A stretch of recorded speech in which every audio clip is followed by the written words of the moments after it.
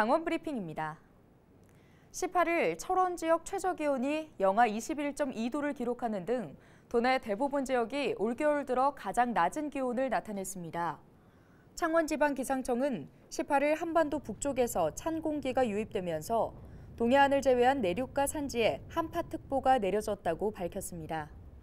아침 최저기온은 철원 임남면이 영하 21.2도로 가장 낮았고 화천 상서면 영하 19.5도, 평창 봉평면 영하 19도, 춘천 영하 13.6도 등을 기록했습니다. 또 해안도 속초 영하 10.5도, 강릉 주문진 영하 9.7도 등을 나타냈습니다. 강원지방기상청은 바람도 강하게 불면서 체감온도는 더욱 낮아 춥겠다며 건강과 시설물 관리에 유의를 당부했습니다. 강원자치도가 양양국제공항과 연계한 필리핀 단체 관광객을 유치합니다. 강원자치도는 필리핀 단체 관광객 680명이 양양공항 무사증 제도를 통해 다음 달 3일까지 총 4차례에 걸쳐 강원도를 방문한다고 밝혔습니다. 관광객들은 2박 3일간 스키 체험, 레고랜드 테마파크, 남이섬 등을 돌아볼 예정입니다. 원주 댄싱 공연장에 야외 아이스링크가 오는 22일 본격 개장합니다.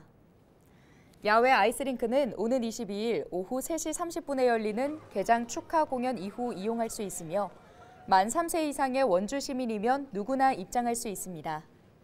운영 기간은 22일부터 내년 2월 11일까지로 평일은 오전 10시에서 오후 8시까지, 주말은 오후 9시 30분까지 운영합니다.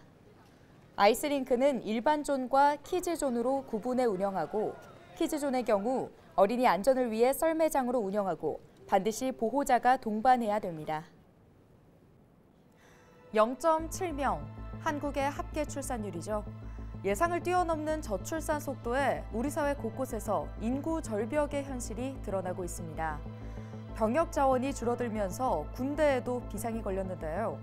현역병 수를 살펴보면 2014년 27만여 명이던 수치가 18년도엔 22만여 명으로 줄었고 지난해엔 18만여 명이 입대했습니다. 이렇듯 저출산이 국가 안보까지 위협하는 상황이 되자 고심 끝에 국방부가 대책을 내놨습니다. 현역 입대 대상을 확대한 겁니다. 원래대로라면 4급 사회복무요원으로 분류되던 고도비만 또는 저체중 인원이 앞으로는 현역으로 군대에 가야 합니다. 체중 과다나 미달은 BMI를 기준으로 정하는데요. 지금은 BMI가 16 미만이거나 35 이상이면 4급 보충역으로 판정하고 있습니다. 하지만 앞으로는 이 기준이 15 미만이거나 40 이상으로 축소됩니다. 뿐만 아니라 훈련소도 하나둘 사라지고 있습니다. 육군에 따르면 지난 1, 9, 25사단 등 3개 사단 신병교육대가 내년부터 사라질 전망입니다. 병역 자원 부족으로 정상적인 부대 운영이 불가능해지면서 기존 병력을 전투부대 중심으로 개편하기 위한 방침입니다. 최근 뉴욕타임스가 중세 유럽을 휩쓸었던 흑사병 시기보다 한국의 인구 감소 속도가 빠르다고 분석해 주목을 받았는데요. 그만큼 정치와 경제, 사회 등 전 부문에 걸친 비상대책 마련이 시급한 시점이 아닐까 싶습니다.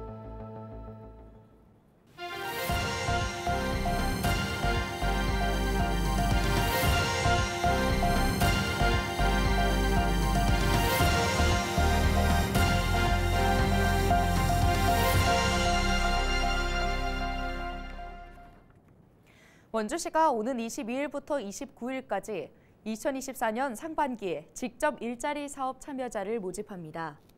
직접 일자리 사업은 지역 공동체 일자리 사업과 행복 일자리 사업 등 2개 사업으로 나누어 모집합니다. 지역 공동체 일자리 사업은 공원 가꾸기와 꽃길 조성 등 13개 분야 45명을, 행복 일자리 사업은 행정자료 전산화와 행정서비스 지원, 환경정비 3개 분야 42명을 모집할 계획입니다. 신청 자격은 구직 등록을 마친 18세 이상 원주 시민으로 기준 중위소득 70% 이하면서 재산이 4억 원 미만이어야 합니다. 지금까지 강원 브리핑이었습니다.